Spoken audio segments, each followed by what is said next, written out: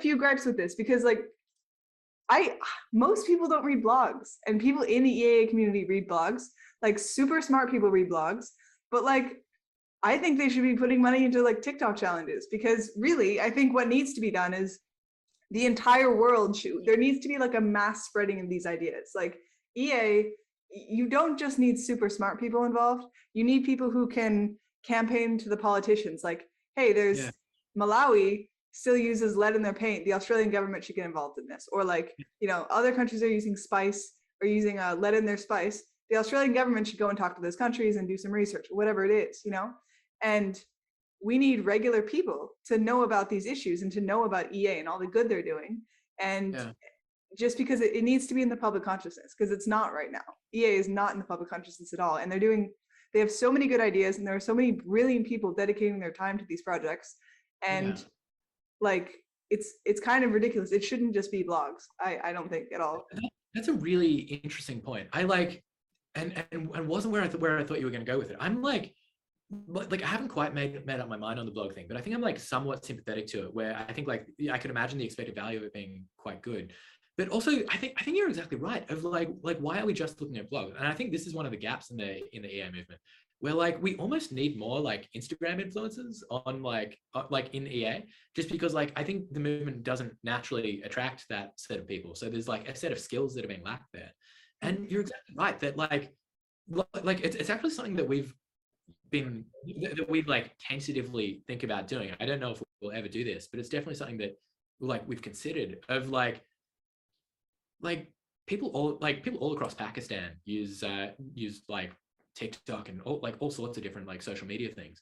And like something like kids being poisoned is like really like quite horrifying, and everyone cares about it, is on the same page about it. And if you want like mass public support for a thing, it seems like a really positive way to do it. And like I totally agree. Like I think you might be onto something there, that kind of leaning into those mediums that more people are on. I could see that being like quite a useful way to publicize a lot of these ideas. Imagine if like Kim Kardashian pledged 10% of her wealth to Giving What We Can. I mean, how many people would follow in her footsteps and do that and just know what Giving What We Can is?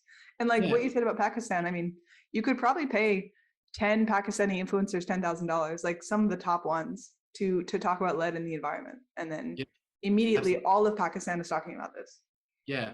And just what you're saying with like Kim Kardashian, there are some organizations working on something kind of adjacent to this, where I don't know if you know about high impact athletes, but they're an organization that's looking to recruit like just like real like extreme athletes. It was founded by an Olympian, I think. I think they're kind of taking that route of if they can get athletes who are willing to like pledge a percentage of their income and also like have a bit of like a public platform, then that might be a positive way to like get people to be thinking about these all sorts of different ways of changing the world. But I think I think you're really right. Like leaning into other forms of social media in addition to blogs like seems really, really positive to me. And you know, I think it would help a lot of different gaps. Like I know so many really, really intelligent people who are spending all their time in finance.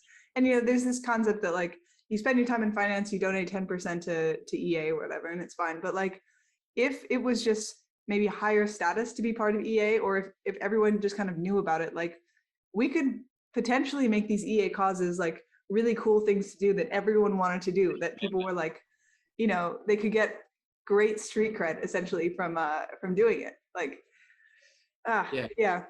absolutely.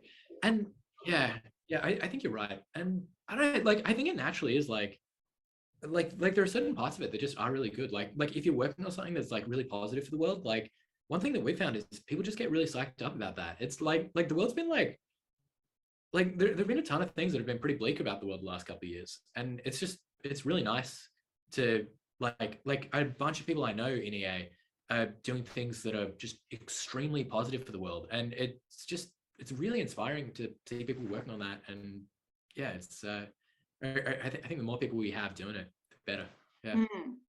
I know this girl who's a scriptwriter. She was should I say her name? I guess I will. It'll be fine. Her name's Steph Dawson. She was in the Hunger Games, and she just like I don't know if I can say this, but she's a great scriptwriter and she's won these competitions for it and stuff. And she's like, we had this conversation and she was like, oh yeah, if I can get funding to make a cool movie about like AI, because one of EA's big things is like AI safety. Like AIs will replace jobs and do all these other things that are potentially dangerous. And so she's like, I want to make a movie about AI safety. And I was like, I think actually there's probably room in the AI safety community for like funding a script like that kind of just brings like a blockbuster type feature to the world. Yeah, Um, I, I, I agree. And there's some precedent for that as well. I don't know if you've seen that video that was making its way around YouTube. I think it's called Slaughterbots. And it was kind of like trying to just make like one of the possible dangerous AI scenarios like very like visible and like for people to kind of understand that. Yeah, I really recommend like what happens in it? Can you give a quick rundown? it's essentially like it's kind of like a 10-minute Black Mirror episode where what it is like the military invents these new like small drones that like in order to